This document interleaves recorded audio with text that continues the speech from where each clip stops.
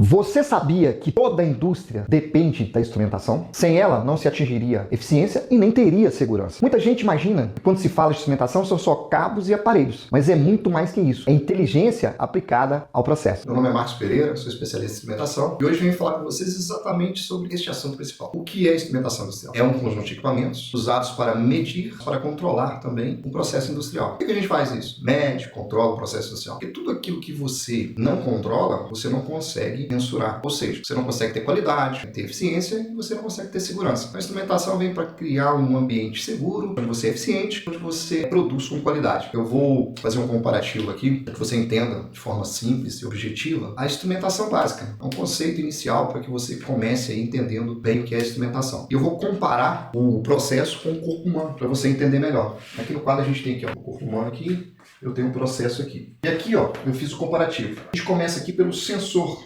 No corpo humano, o que eu entendo como sensor? Eu entendo como sensor como visão, o tato, a audição, o olfato. E o sensor num processo industrial? Pode ser o sensor de temperatura, pode ser o sensor de pressão, pode ser o sensor de vazão. A gente tem vários. Aqui eu vou elencar só alguns exemplos. A partir daí, o sensor, quando você sente alguma coisa, os neurônios vão levar esse sentido até o cérebro. Então, quem conduz aqui é os neurônios. Aqui, o que acontece? Quem vai fazer essa captação e transmitir para no caso aqui ser o CLP, o DCS, que seria o Sistema Lógico Programável, e o DCS, Sistema Controle Digital, que controla o processo. Então vamos lá, o que faz essa transmissão do equipamento? O sensor ele pega a informação, vai para o transmissor e vai para o CLP aqui, que seria o nosso cérebro. Um exemplo simples, quando você vai tomar banho, abre a torneira com a mão e a água cai no seu ombro. O sensor tato na pele vai sentir aquela água, se ela está fria ou não, e a partir daí você abre mais ou menos água, para que passe mais ou menos água na resistência. Se passar menos água, vai ficar mais quente. Se passar mais água, vai ficar mais frio. Até que você controle essa temperatura e fique do seu agrado. Quer dizer, o que você está fazendo? Você está fazendo um controle. E isso acontece no processo industrial. Só que no processo industrial, quem faz esse controle é o quê?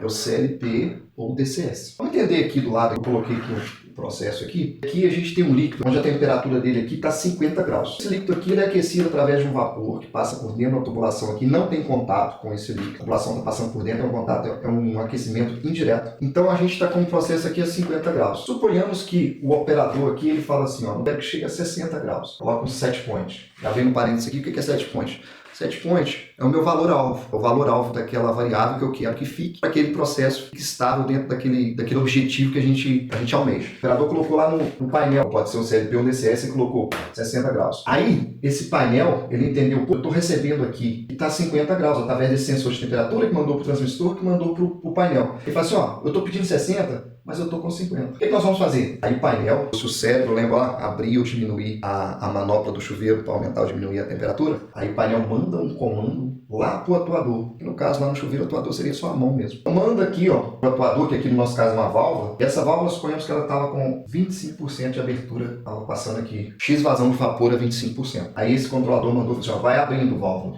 A válvula começou a abrir. E essa válvula abriu até 30%. Quando ela chegou a 30% de abertura, ela atingiu esse valor aqui, essa temperatura. Zerou a diferença, aí a gente atingiu o nosso valor-alvo, que é o nosso set point. Aí falou assim, ó, mantém a abertura em 30%.